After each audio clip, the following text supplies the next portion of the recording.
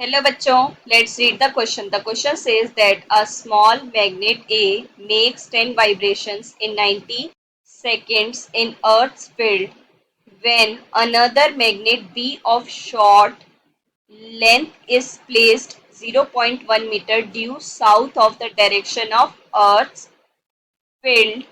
The magnet A makes 10 vibrations in 45 seconds. Calculate the magnetic moment of magnet B given that BH is equals to 0.34 into 10 raised to power minus 4 tesla. ठीक है बच्चों, देखो बच्चों, सबसे पहले की concept है हमारे पास, दैट इज टाइम पीरियड इन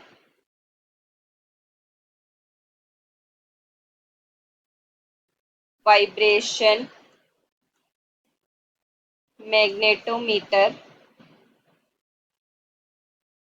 ठीक है बच्चों, तो अब देखो हमें बताया है कि 10 वाइब्रेशंस कितने टाइम में कवर हो रहे हैं, दैट इज 90 सेकेंड्स।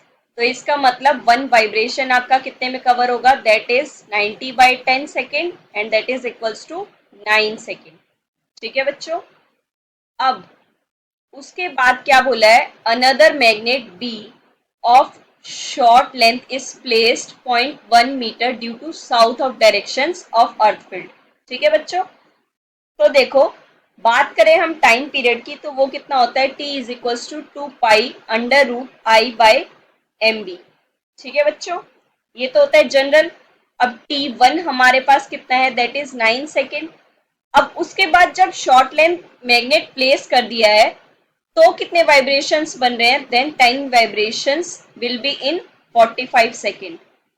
ठीक है बच्चों, तो इसका मतलब वन वाइब्रेशन कितने में हो गया हमारे पास, 4.5 सेकेंड।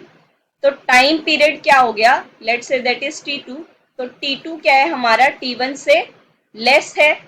इसका मतलब मैग्नेटिक फील्ड क्या है, वो इन्वर्सली प्रोपोर्शनल है, तो वो क्या होगी, बढ़ेगी, है ना बच्चों। तो अब देखो बाकी सब तो कांस्टेंट होगा, तो T1/T2 का रेशियो कितना आ जाएगा, दैट इज, अब यहां पर मैग्नेट की वजह से B प्लस BH, है ना। अब देखो जनरली जो हम लेते हैं वो तो BH लेते हैं, है ना, हॉरिजॉन्टल के थ्रू लेते हैं, लेकिन यहाँ पर मैग्नेट की वजह से भी ऐड हो गई, और T1 वाली तो हमारे पास है ही BH की वजह से, है ना बच्चों। तो अब देखो बच्चों वैल्यू रखते हैं, 9 डिवाइडेड बाय 4.5, और ये कितना आ जाएगा, यहाँ पर जीरो शिफ्ट हो जाएगा और ये हो जाएगा B plus BH divided by BH square root. ठीक है बच्चों, अब देखो ये कितने पे कैंसिल होगा, दैट इज 2। अब हम क्या करते हैं, ये क्या है, 2 equals to under root B plus BH divided by BH। हम क्या करते हैं, स्क्वायरिंग बोथ साइड्स। ठीक है बच्चों, तो कितना हो जाएगा, 2 square that is 4 B plus BH divided by BH, cross multiply करेंगे, 4BH is equals to B plus BH। तो कितना हो जाएगा, ये B is equals to BH दूसरी तरफ शिफ्ट होगा तो कितना हो गया, 3BH। ठीक है बच्चों, तो मैग्नेटिक फील्ड कितनी आ जाएगी हमारे पास, 3।